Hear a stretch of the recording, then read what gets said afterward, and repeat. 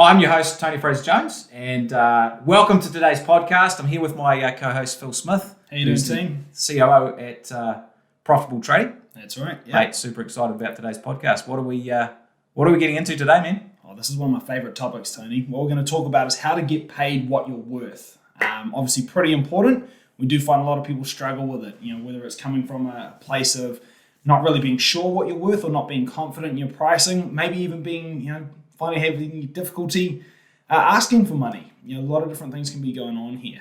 100%. It is a bit of a head game as well as a bunch of stuff you can do. So maybe we should talk about, just to kick off, what actually happens if you don't get paid what you're worth or don't charge what you're worth. Well, mate, one of the biggest things that I find is that we talk to people who are really getting pinched for profit.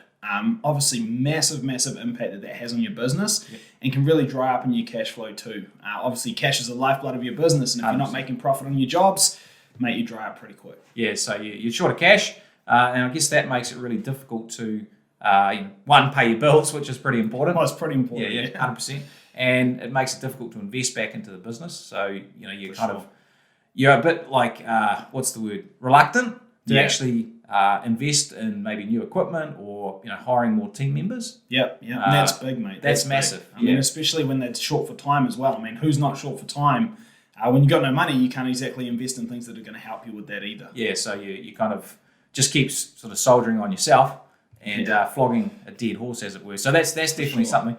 I think another thing that I find, and I'm sure you've found it as well, is people are quite awkward about this whole subject. Like, definitely. money is, I don't know, for some people it just has this, this weird vibe where they're like kind of concerned or afraid to actually ask. Man, Tony, imagine if you walked into a Nike shop and you took a pair of shoes off the shelf and just walked out. Imagine that. And imagine if then you call the shop and you say, hey, got this pair of shoes, I'll pay you for it next week. Yeah. How would you feel about that? Yeah, 100%. And so it's like, getting actually paid, but even in the first instance when you price a job, we put a bid or a quote together, actually putting a good whack of margin on it. That's right. And they're kind of thinking, well, geez, this job looks pretty easy. Like, I should be able to, I know how to do this. It's pretty simple to me. So I guess what I find, and it's an interesting mindset, is that people often price jobs out of their own wallets. Yeah, so they think, well, it's kind of obvious to me. I could never charge that much. No one will ever pay that much, which is, I reckon, is actually a bit of a, it's a mental problem. That's right. We really want to dig into that today as well. I think another thing with pricing from their own wallet is it's not just from their wallet, but it's from previous wallets that they've seen or interacted with. Maybe they've seen some prices around town, they know what the competition's charging, and so they just kind of work off that rather than looking at what's going to be best for their business and what's actually going to help them move forward. Yeah, for sure. Whether they offer a better product, better service or not, it's funny, they still compare themselves almost like it's apples for apples, rather than looking at how they could be an orange or a banana. Yeah, totally. Well, we all know that you pay more for a BMW than you do for a Lada, right? So that's right. Maybe it's about how we make your business, whether it's plumbing, electrical, or similar business, how we turn that actually into a BMW, so you can charge what you're worth, rather than sort of bargain basement prices and duking it out with everyone else. Yeah, and exactly. And part of that's how you react too. Imagine if you walked onto that BMW lot and you started trying to negotiate. You say, hey mate, I know this is a $100,000 car. Saw a Lada down the street for 50 grand. What do you reckon? Should we do that price? You'd be laughed off a lot.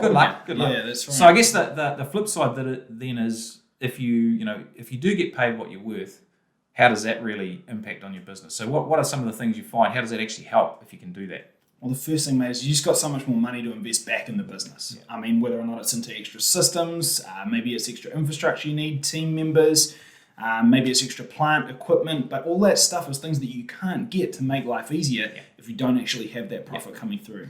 So profit, you get more profit, plain and simple. And you actually have to do, you get more profit, but there's another thing that's really important. You actually have to do less work for the same profit. That's right. And so if you've got to do less jobs, that's less marketing, that's less mucking around, less quotes and bids you've got to put together. So it has a real flow-on effect.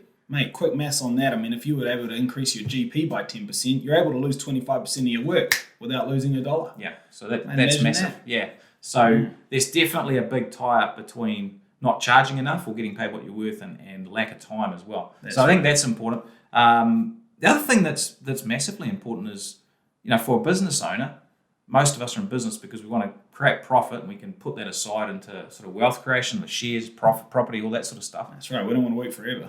100%. So you want to actually create a passive income from the cash flow from your business. So you can't do that if you're not charging what you're worth. Exactly. And it feels kind of rubbish too. You feel undervalued. 100%. Imagine working, flogging yourself 80 hours, 100 hours a week, and you come away with nothing. You're looking at the guy pushing shopping trolleys down at the supermarket, earns the same money as you. No, that's not good. Mate, you're taking on the same, you're taking on crazy risk. You're taking on crazy stress. You're taking on crazy time, and you come away with nothing. Like, how downheartening is that? Yeah, not good. So definitely that's a problem. So massive. That's not getting paid what you're worth. There's a bunch of like negative sort of consequences. But if you do get it right, obviously a bunch of things go well. We should definitely absolutely jump into that, man. Definitely. Now, Tony, I know you're a bit of a storyteller. 100%. I got a story about a ship while we're at So this is a story about a ship. I don't know. I think we've talked about this before, and maybe you've heard it, but it's a goodie. It's one of my favourites, and it really highlights the point of getting paid what you're worth and charging for value.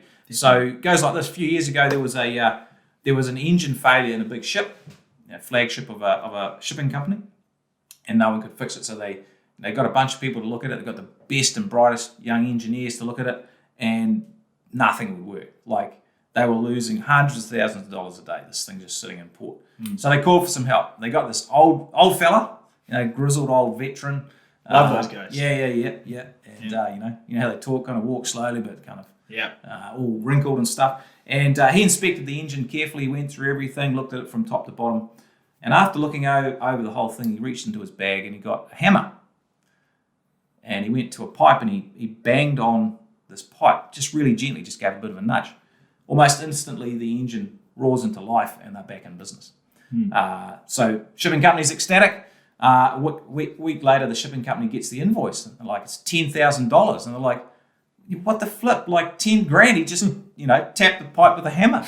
Yeah. What's going on? Like, that's outrageous. And the guy says, well, it's 9,900 it's $50 for tapping with the hammer, but it's $9,950 for knowing when and where to tap. Yeah. And that's the value of experience, right? Exactly. So the thing that I find, which is huge with getting paid what you're worth, is that you actually need to understand that the values and the ambiguity. Like, people don't know how to do what you do. Like, it's that's right. if you're plumbing a house out or putting a heating system in, people don't know how to do that. Exactly. Just because you know how to do it doesn't mean they know how to do it, and doesn't mean that you should charge it, based on your own thinking, your own wallet. Well, Tony, half the time these guys at home, they might think they know how to do it. Well, that's another question, right? Yeah, they go down to Home Depot or Bunnings or wherever you're based, and mate, they get the materials and they just make a meal of it, and then you're there anyway fixing their mistakes. That's right. So the wife's like, gets the ad, and it's like, I'm the person you call when your husband stuffs it up. Yeah, that's right. I love those ads, man. So, I love those 100%. So, I mean, actually, just before we carry on, Tony, I really wonder about everybody,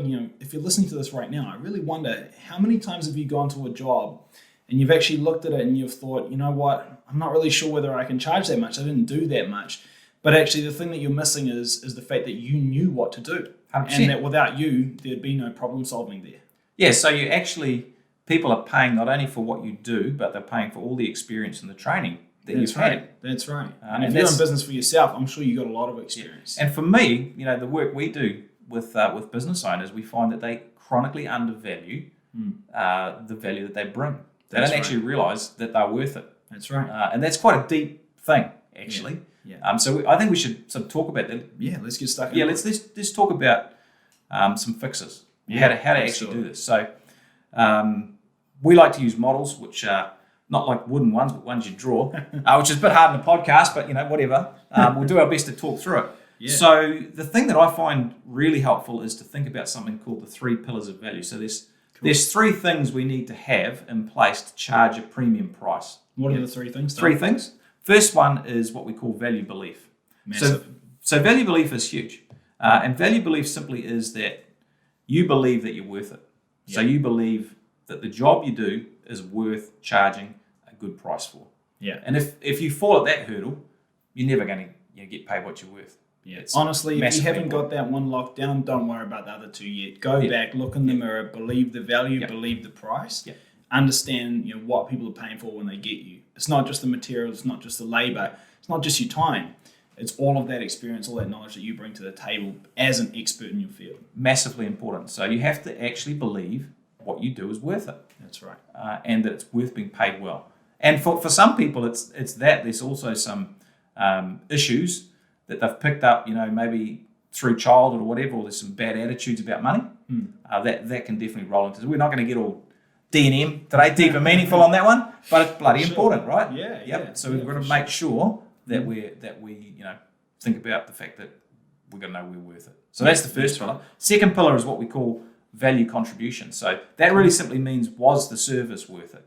So was the work that we did worth it? Did you solve the problem? Did you solve the problem? Did you do a good job? Does it stand up to scrutiny? Massive. And that's massive. You've got to do a good job, right? Yeah. So there's no good, just sort of faking it. That's right. It's got to be fit for purpose. So I think that's hugely important. Yeah. The last one is what we call value perception. Massive. So that's massive. Did the client believe that it was worth it? Whose responsibility is it, Tony, to make them actually see and perceive that value? Yeah, well, that's a good question. It's yours, That's right? Yeah. Don't leave it up to the client. No. Yeah. I mean, some things would be easy, right, Tony? Like if my toilet's overflowing and you can stop it overflowing, that's an easy thing for me to perceive. Yep. But sometimes the work that you do is not instantly obvious to your clients and customers. So what can we do to make that a little bit easier for them to understand? Well, a bunch of things. Actually, the first one is if it's emergency and service type, work, make sure you invoice them and get paid when the job's done. Massive. That's huge because there's a psychology that goes on. If they've unblocked your drain or your toilet or fixed the light or whatever, fixed a broken window, they're actually in pleasure then. They're actually happy with you, and the exchange of money for fixing the problem is together. But if you leave it a few weeks, they've forgotten about the pleasure and it's all pain. Yeah. They've got to pay now. So make sure those are together. So and that's the same for any work, I just want to say. Yeah, I mean, again, if you're a landscaper and you're doing over somebody's garden, I mean, $200,000 garden, it'll never be more pleasurable than the first time I see it from completed. Get paid when it's done. That's right. That's right. After a couple of weeks and the lawns have grown a little bit, and the plants are getting a little bit shabby, and it's all rained all over my beautiful new stuff. Things are a bit dirty and dusty. Mate, at that point, the shine might be coming off a little bit, and I've got to do work to keep it nice. And at that point, paying for it's a little bit more of a sting. So definitely payment on completion is important. So I reckon that question's a really good one. Like, what can you do to actually demonstrate value perception? And I want to jump into that a little bit. Yeah, but maybe we might just talk about these circles a little bit more. Is that cool, man? Of course. Yeah. I know sometimes you like to get me off track, bro. You're thinking a lot quicker than I am, but that's cool. Mate, I always get you off task. Yeah, mate, it's all good. So you got those three things we've got to have in place. Value belief, are you worth it? Value contribution, is it worth it? And thirdly, value perception, do they believe it's worth it? And 100%. those got to need to link together as circles, and in the middle, that's where that high value, being able to really charge what you're worth and a good price sits. So hang on, Tony. What if I've only got one out of the three or two out of the three? Am I still able to charge that premium price? You've got a problem. You can try, Yeah. but it's not going to work quite as well, right? That's right. Because if they don't believe it's worth it, well, you've got a problem. If it's not actually worth it, the job you did, that's a problem. And I can tell you sure as heck, if you don't believe it's worth it, you won't charge a fair, high price, decent price. So that's you heard it here first, guys. You need all three. There you go, mate. Who would have Breaking thought? news, mate. Get into it. So that's important. But there is one thing we need to wrap around this. Okay. And this is really important. You need to understand the market you're working in. Right. Yeah. So I'm going to be totally honest and totally upfront. Yeah. Go. Some markets, some types of work just aren't as good as others, right? Yeah. 100%. Okay. See it all the time. All the time. So with any market, there's probably a range of margins and pricing that you can get. But let's take as an example, high like commercial, some large commercial jobs. Yeah. So often the really rigorous tender and bid process. Yeah. It's very price competitive. Yeah. And the construction company or the project management company kind of holds all the cards. That's right. And the subcontractors, the plumbers, the electricians, and the other subcontractors are kind of price takers. For sure. Now, it's way harder to actually sell what you're worth, in that market because you don't have much power. Yeah, dead right. So you really want to get into a market that actually allows you some more flexibility, where you can actually show what you're worth, and that might be a specialist type work, some high-end industrial work, for example, automation, that type of stuff, or it might be high-end architectural homes. Could be a bunch of different areas. I suppose there's lots of things. Yep. Yeah, but definitely one thing we can find here, and one thing I see a lot is it's easy to be seduced by that big commercial tender and bid market, isn't it? I mean, big price ticket. Big revenue, big sales. That's right. I mean, and it feels good when you land a job like that. You're like, wow, I'm really setting myself up. Yeah, I've landed a job for 800 grand. I'm like, we're killing it. Yeah. But what's the profit margin? That's what counts, right? That's right. And if I hadn't won that job, at this low profit margin, what could I have done with that time? That's what a other biggie. work could I have done? Yeah. So you can only spend your hours once, and your tradespeople, the people in the field, their hour can only be billed out once. So we want to make sure it's for work that's highly paid. That's as much as possible. Exactly.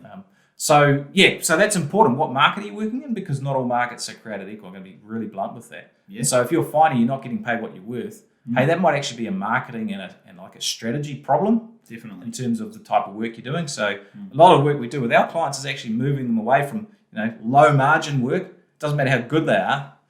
That's not really going to get that much better. All they can really do is be more productive. But there's only a certain point that you can do that to.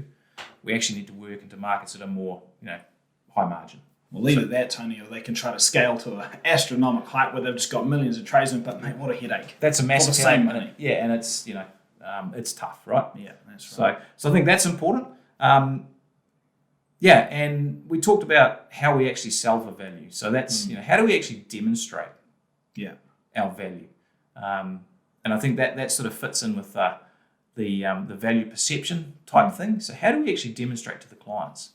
I think that's I think that's a good question. Yeah. For me, it always comes back to authority. I mean, this is something that you've talked about at length, and I think it'd be really good to hear your insights on that again. Yeah, man. So I reckon there's a few things. Like I said, BMW is worth more than a Lada, right? And there's a reason for that. Yeah. Or if you go to a really nice restaurant, you'll pay for a lot more because it's an experience. Definitely. And it comes with reputation and all that sort of stuff. Yeah. Than you would going to Mackie D's, whatever. Right?